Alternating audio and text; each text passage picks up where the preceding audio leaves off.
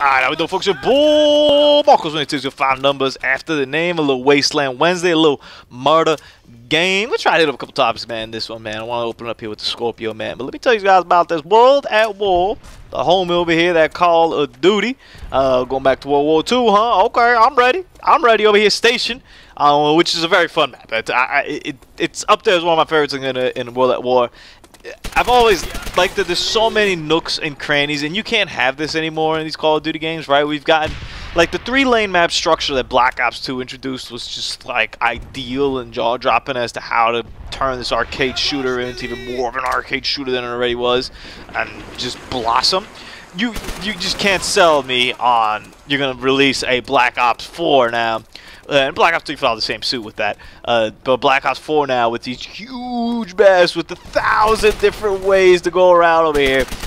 And, you know, I'm curious to see if the new Call of Duty is World War II, which is kind of all signs pointing to it, is how the hell are you going to get some life and some color into that damn thing? One of the reasons why I really don't like a lot of the Infinite Warfare maps, honestly, is they're kind of whack. They're just generic hunks of metal for the most part. And what's pretty crazy about it, too, is if you look off on the horizon, you'll see planets and you'll see sunsets and you'll see just, like, the horizons of those maps look beautiful. You know, it's like something that you can put, like, on a postcard.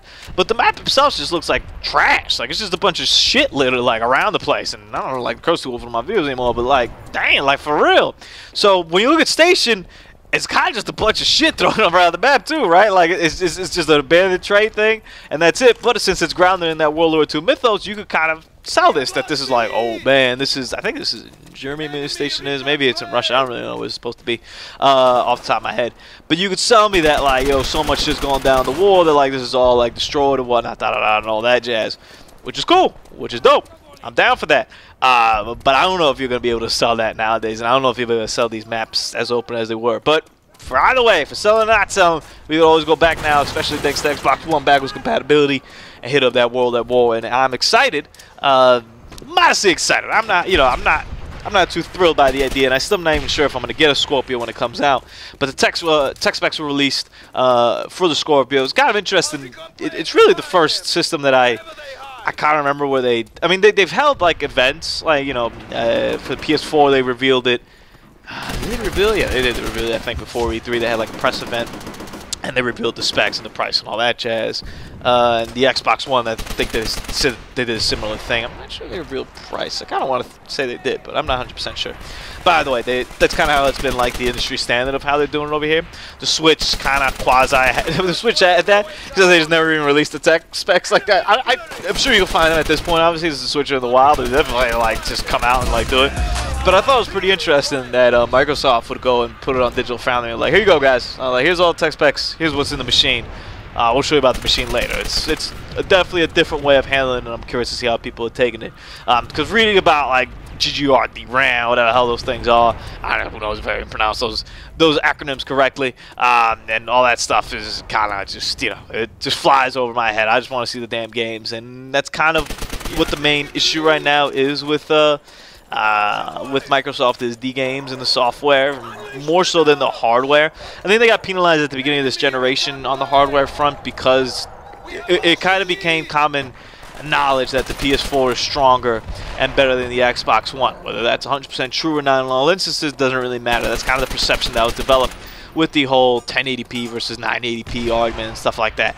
Does it matter? No. I still play most of my games on the Xbox. I have both. I still play most of my games on the Xbox, mainly for the controller, like 95% of it, because I just prefer the controller, and I kind of prefer the OS even though the Xbox One OS is, give me my 360 OS back, and I know if they released the Xbox One Scorpio, it's like, yo, the OS, same shit as the 360, I'd be like, oh, shout outs to 2006, even though 2006 might have still been Blades time. I wasn't that crazy about the Blades. I like how the 360 ended up with terms of its OS. Either way, though, the tech specs, they look great. You know, what they're promising basically is 60 frames per second, 4K resolution native, which no other system managed to pull it off right now.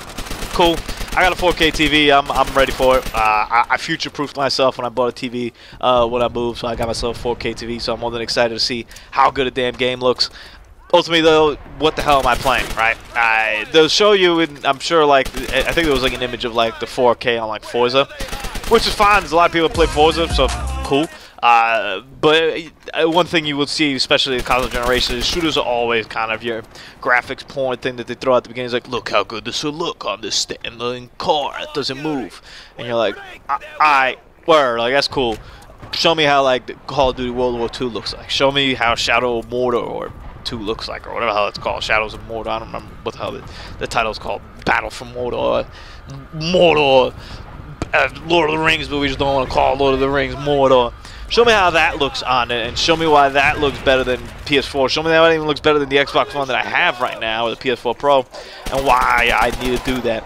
And the price. The price is kind of where it all comes down to. Most people have been saying that for what's in the box, $500, $450 at best, but $500 to $550 is going to be where you expect to land.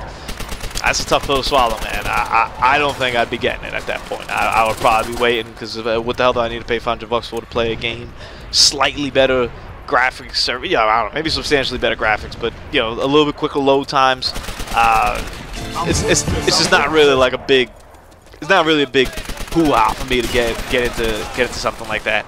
Having said that, though, if I got to spare money over there and I managed to get a good deal selling back the Xbox One, I could definitely see myself getting it over here. And so I'm open to it, but cautiously. I'd say if it's $400, which I kind of doubt it will, I would probably get it right, because you expect to sell maybe this Xbox One back for like 200, maybe 200, 250. Hopefully, I'm not crazy about that. I haven't really looked at that. But yeah, let's say 200, 150, 200, and then you put the other 200 on. That's fair. I think that's all right, especially since you are already bringing over the library that you already have, and you're kind of future-proofing yourself, hopefully for a while.